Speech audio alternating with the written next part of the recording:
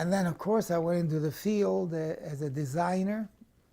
And I was always interested, very interested in designing, color, and all the parts of the foundation program.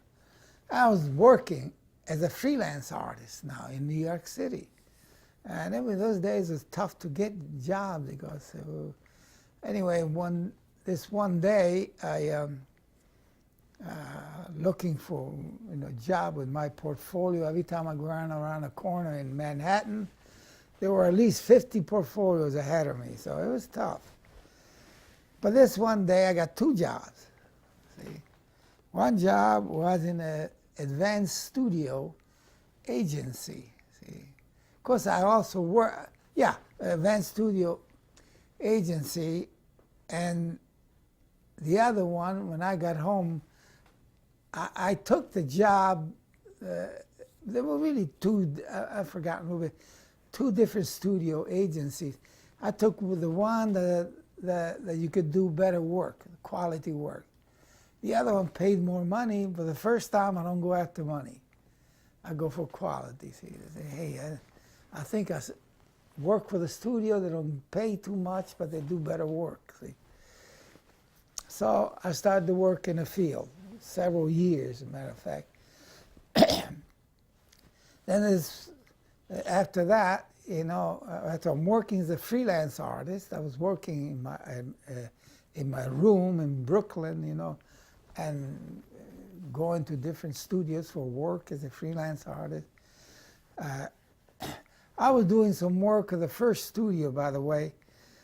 That's how I got to really freelance. I was working with this studio, and they.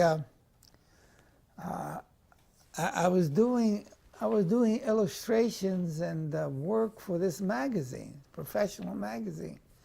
So one day, the owner of the magazine, it was a professional magazine, came in, saw me doing the illustrations, and designing the whole magazine. He looked at me, he says, "Hey, kid, something like, you doing that all yourself?" I said, "Yeah." I said, "This is an agency I'm working for." He says, "How you like to take it home on a freelance basis?" I said, "Oh, no." I said, "No." I said, "Yeah, well, what would the art director say? I'm not going to take the work away from the agency without, He said, "If I were you, I'd go up and talk to him. See, you can start freelancing. If you do my magazine at home, start freelancing as an artist." See? So I went up to the boss finally after a few days thinking about it. And I told him about it. He said, "See, this guy, the owner of the magazine said, wants to give me the magazine to do at home." And he leaned back. He was a smart son. He was very, very good. He said, "Joe," he said, "I don't know. If I were you, I'd take it home and do it home. That's what I would do. And I think that's what you ought to do." He says, "I hate to see you go, but take it." See? And they were so nice. See, there again, nice. It was I've forgotten their names. Actually, I must say, it was really a wonderful Jewish operation. Boy, they were good. They were smart. And they got good accounts. See?